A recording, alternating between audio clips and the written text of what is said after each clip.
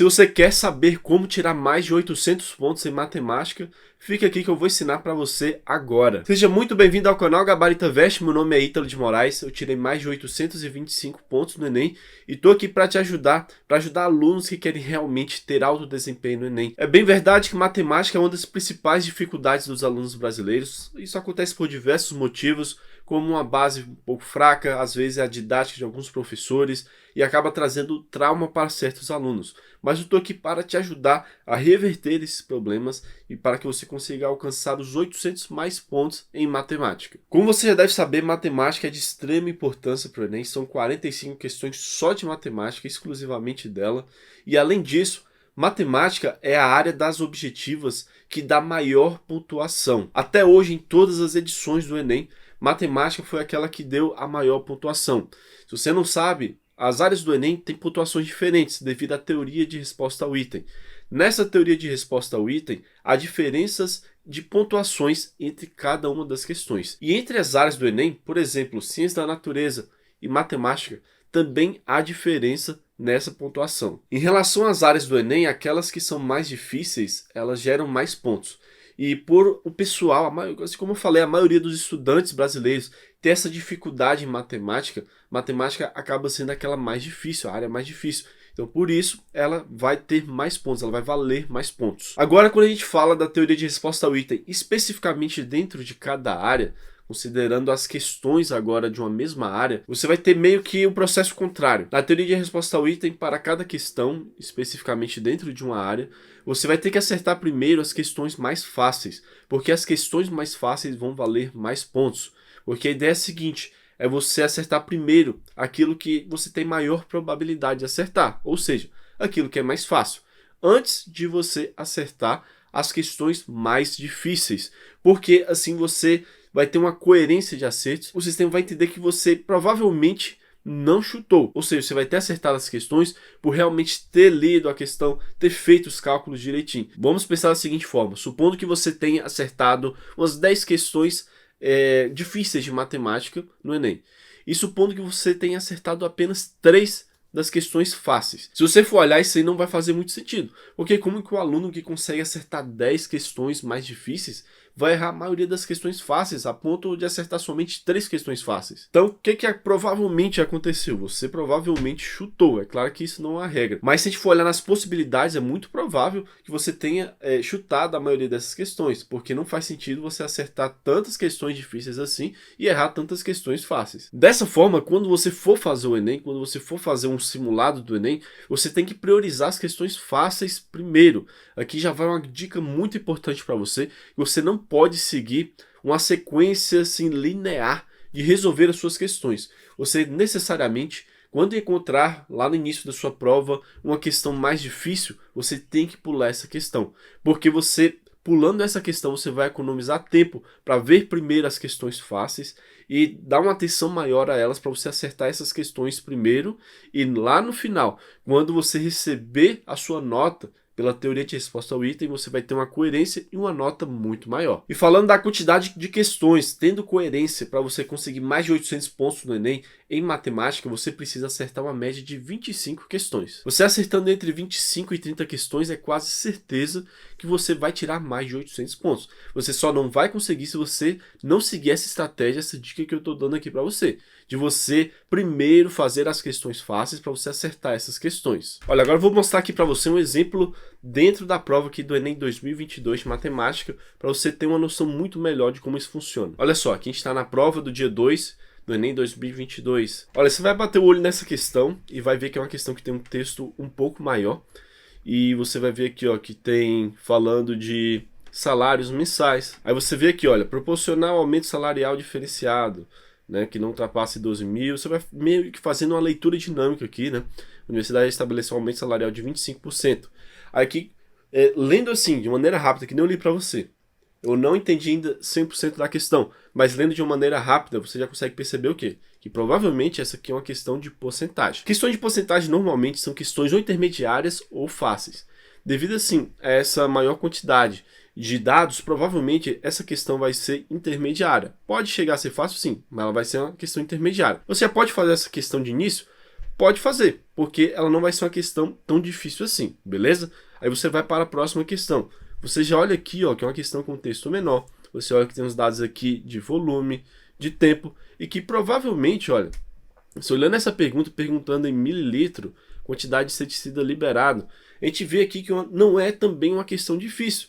Por quê? Porque vai falar aqui de volume, certo? Então você já pode também fazer essa questão. Aqui a gente vê mais uma questão. Basicamente aqui provavelmente vai ser o quê? Usar a regra de 3, a gente fazer a conversão dos tipos de dias aqui entre o dia terrestre e de um planeta do sistema solar. Provavelmente uma questão intermediária para fácil, também faria logo essa questão. Quando a gente vem aqui para essa questão 139, a gente vê que é uma questão de gráficos. Aí você já observa aqui, ó, as variáveis, temos tempo, temos distância, tem aqui muito dado? Não tem muito dado. Então basicamente é você olhar que tem uma pista aqui de 100 metros de comprimento, tem gráfico, então provavelmente essa questão aqui vai ser uma questão fácil. Não tem muitos dados aqui, provavelmente não vai ter tanto cálculo, a gente tem um gráfico que não é tão complexo, certo? Então aqui você aconselho que você faça primeiro questões desse tipo. Quando a gente vai para essa questão aqui 140, a gente já vê aqui que temos um pouco mais de dados, provavelmente de porcentagem, tá vendo? Tá falando de preço, então vai misturar aqui um pouco mais de complexidade na porcentagem.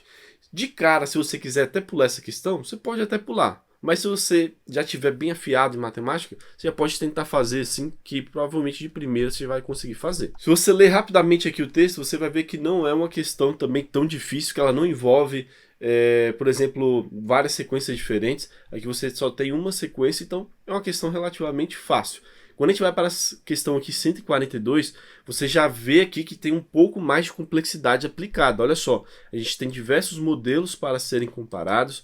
O dobro da profundidade, metade da área, dobro da profundidade, metade da área, metade da profundidade, dobro da área. Então aqui você já vê que tem vários raciocínios diferentes para você poder fazer uma comparação.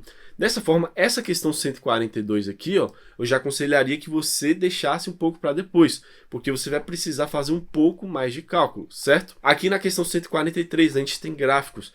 Praticamente toda a questão de gráfico, eu aconselho que você já faça logo, porque ela provavelmente vai ser uma questão mais fácil. Quando a gente vai aqui para a terceira página, a gente já vê aqui uma questão de gráfico, que aparenta ser um pouco mais complexa, essa questão 145, porque ela tem um texto maior, ela tem gráficos aqui com várias linhas, que está vendo aqui uma interseção entre essas linhas. Então, como esse gráfico já é um pouco mais complexo, aí você já liga a atenção aqui, poxa, isso aqui já pode deixar para tentar fazer depois, beleza? Quando a questão tiver textos grandes e gráficos mais complexos, já tenta pular essa questão, beleza? Questão 144, questão clássica aqui de aplicação de escala, certo? Então provavelmente aqui é uma questão bem fácil. Se não for fácil, vai ser intermediária assim, puxando para mais fácil, porque ela é muito batida mesmo, nem já dá para fazer logo. Aqui na 146 a gente já vê mais uma que você tem que fazer uma comparação, provavelmente aqui, ó, entre vários operários, a gente tem mais dado. Dá para deixar para fazer um pouco depois. Na questão 147 a gente tem aqui, ó, docinhos, o diâmetro do docinho, a quantidade, então a gente já vê que vai ter que trabalhar aqui com volume, dá para deixar essa aqui um pouco para depois também, e a gente vai para a próxima página em busca de questões mais fáceis. Se você bater o olho nessa questão aqui 150, ó, já dá para ver que é uma questão mais difícil, olha só como é que ela tem essas respostas aqui que você vai ter que aplicar provavelmente, talvez probabilidade, eu nem li nada dela ainda, e só estou batendo o olho aqui para ter essa noção. Às vezes você vai misturar aqui conhecimento de probabilidade, com arranjo, às vezes princípio fundamental da contagem, então tem que ler a questão com mais calma, mas só de bater o olho dá para perceber que dá para você pular essa questão. Aí você vai perguntar, Ítalo, beleza, eu entendi que tem questões que são mais fáceis, mais difíceis, mas como é que exatamente eu vou saber? Olha só, basicamente é isso que eu falei para você. Você vai ter que treinar isso, de você bater o olho na questão e já deduzir se ela é fácil, média ou difícil.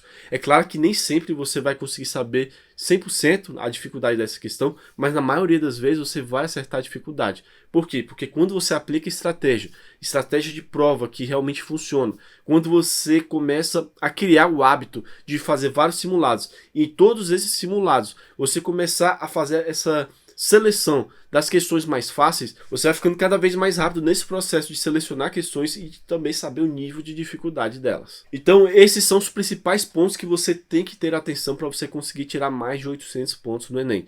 Primeiro, você tem que saber aqueles assuntos mais fáceis e depois você tem que aplicar esses assuntos mais fáceis na prova do Enem, a partir de uma estratégia de prova muito estratégica, em que você foque primeiro naqueles assuntos que são mais fáceis, para você ter a coerência na teoria de resposta ao item e garantir mais pontos na sua prova. Todos esses conhecimentos e muito mais de forma ainda mais detalhada sobre as várias áreas do Enem, eu ensino na comunidade Gabarito Veste, e por isso eu quero convidar para que você conheça a minha comunidade, em que eu dou diversas aulas para você descobrir os melhores macetes, as melhores estratégias para você acertar cada vez mais questões no Enem. Lá tem o passo a passo de como você tem que estudar do básico até o avançado, não importa se você está começando a estudar agora, se já tem tempo que você não estuda e está começando, ou então se você já está aí tentando, está nessa luta há algum tempo e precisa reforçar a sua base, precisa saber as melhores estratégias para você finalmente conseguir ser aprovado, você tem que fazer parte da comunidade Gabarito Veste. E além de ter todas essas estratégias, a gente tem uma plataforma incrível de organização dos seus estudos,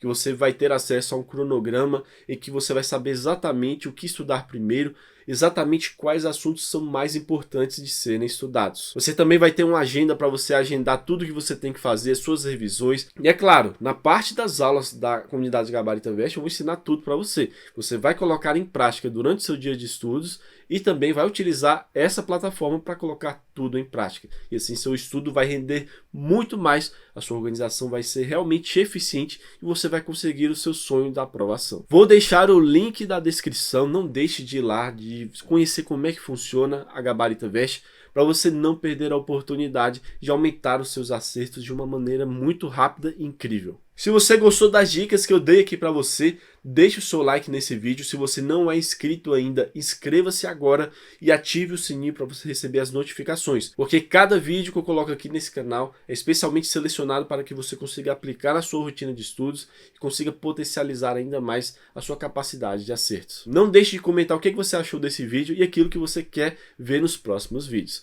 Muito obrigado e até a próxima!